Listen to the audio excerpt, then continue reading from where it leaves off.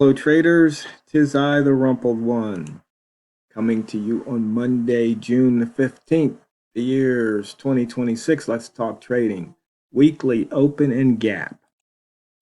These videos are for educational purposes only. Your results may differ from mine. As always, have your risk management in place. That way you don't lose more than you're willing to lose. And you probably noticed there was no video Friday. That was my birthday. I took the day off. So let's just take a quick look here at the monthly chart. We're 13, maybe almost 14 pips below the monthly open on the pound, 48 off the high, 130, 129 off the low at the moment. For the week, we've got a couple of gaps that have not filled, the Euro USD being one of them. The pound's 36 above the weekly open, 26 off the high, and 37 above the low. For the day, we're putting in the opening range, and we're within the opening range of the month, and we're right within the opening range of the year, right at the edge there, 34.34.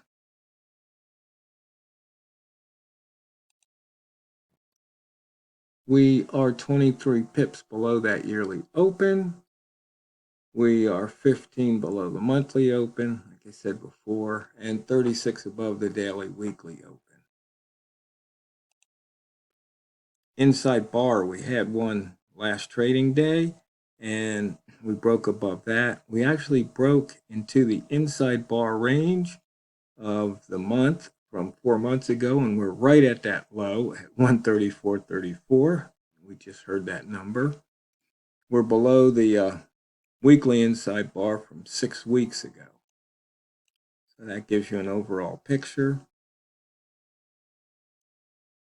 Lots of inside bar trading to be had. For the range today, 63 pips. Now let's see, the Swiss yen is leading the pack at 154 pips. I guess everybody's waiting for the Wednesday FOMC. You can see we shot through the buy zone there. We're in the Asian session, and we have not returned to that daily weekly open area. Rats, the range is large enough. You can see that the red rats feasted, dipped down, just barely touched the green rat zone. So green rats had to be quick and on the money to get it. I've been a red rat today, shorting. Bambino Flex indicator said to look for shorts. Price near the pivot was a short. Price near R1 is a short. You can see we actually hit R2, so that's also a short. We hit the weekly R1. Got near the daily R3. Looks like we probably got to the midpoint between R2 and R3.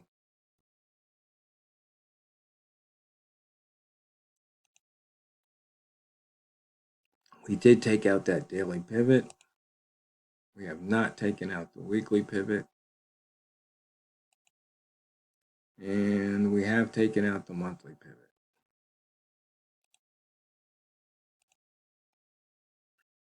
We started in the lower wick zone, shot to the upper, and we've been in and out of that upper wick zone a bunch of times. Notice this has dropped down to 75% still, odds that Vegas would kill for.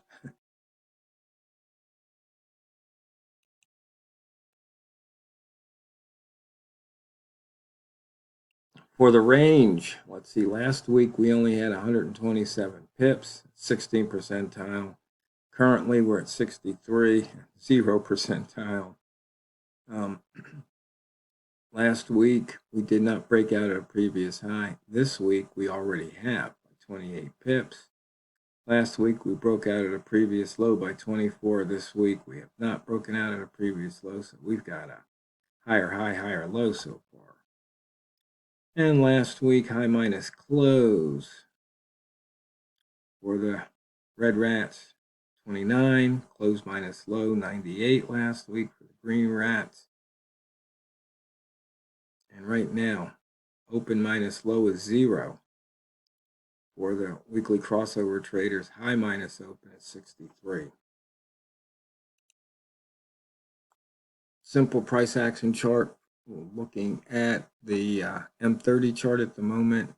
As you can see, not much range.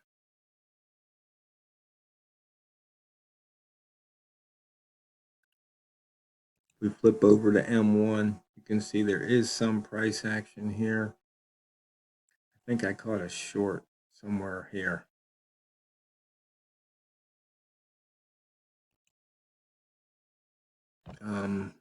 The multimeters. Okay, we've got a lower close below the lower high right here. So we can take a look at that.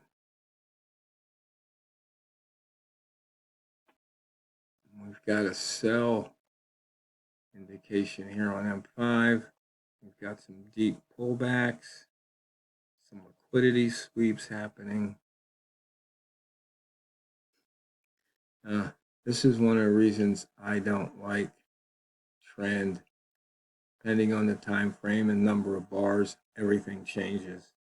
That's why you have to trade what you see.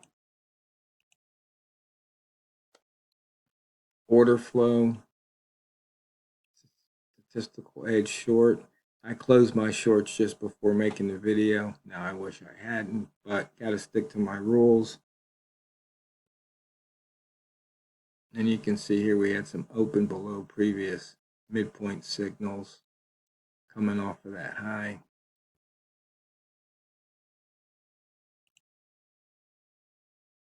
For those of you who have been going over to Crestlick in the Never Lose Again thread, I've been posting some morning routine checklist that I'm having the AI generate along with some charts. In fact, let me pause the video and show you the updated. I see I have to update something here. Yeah, I have to go in and reset the indicators. What I have to do is just go in here, hit reset, and it will update everything because the template saves the inputs. And so if you change the code, but you don't save it on the template, it's going to have the old values.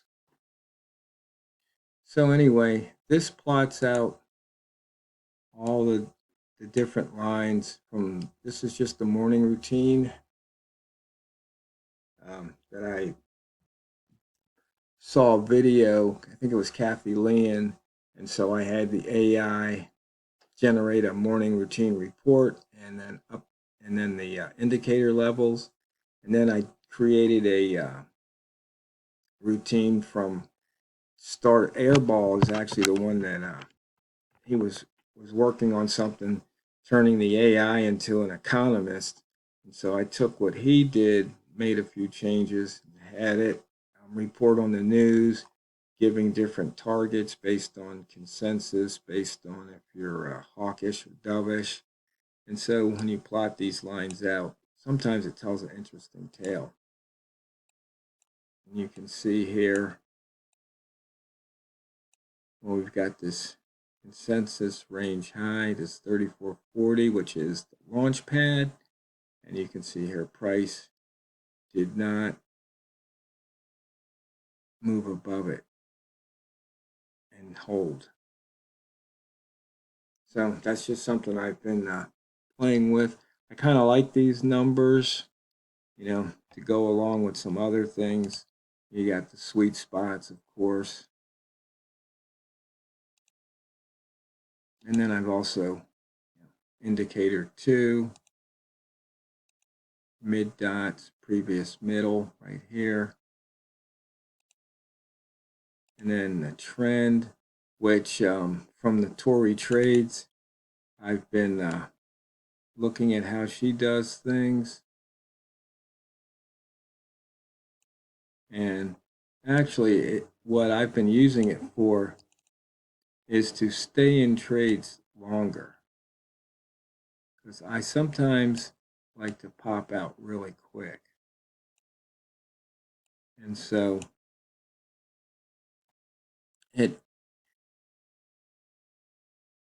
sometimes allows me to get a few more pips. And that's all part of the game. And I updated my, if you want to look at the indicator list, I updated the trend line alert and gave it a button. And the nice thing is that it remembers when you switch time frames. I had to work with the AI a bunch on this, and I'm slowly but surely getting all the indicators to obey these slots that I created along the bottom here. So if you load up a new indicator, it'll pop in that has a button. It'll pop in at the right spot. So if I come in here, and I think to show you one, I just did this one, the flip-flop box.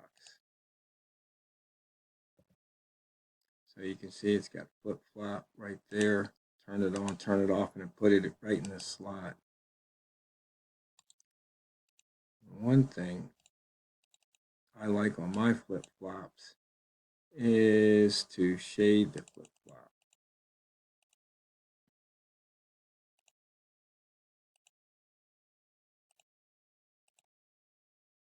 So there's the current flip-flop for M30.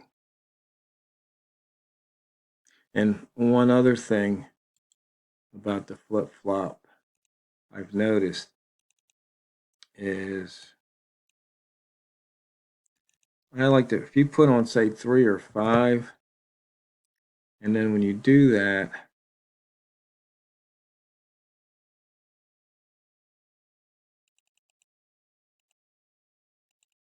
it's best to turn all this off because it gets a little busy.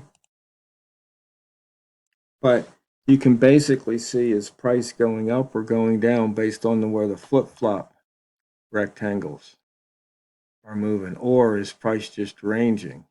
So you can see here, it kind of moved out of this area, moved up here, it's coming back, which is what price likes to do.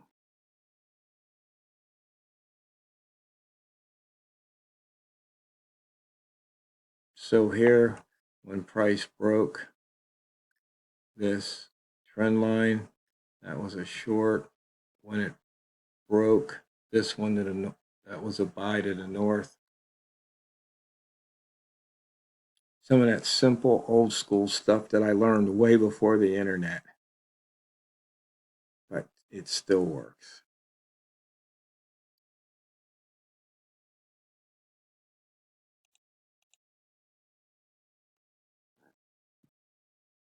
And just so I use Gemini on my Chrome browser to create these. And these will probably go out in the mother load, the morning routine, the flip-flop box, the news levels. I made them so I'll just share those with everybody. No donations required. Range by month, we haven't done much there. ATR percent 45. ATR is 391. Close year to date minus 0.18. Net open. We haven't pushed the accumulation. And once again, just 177. So, fellow traders, Go out there and drain the banks. This is the Rumpled One, over and out.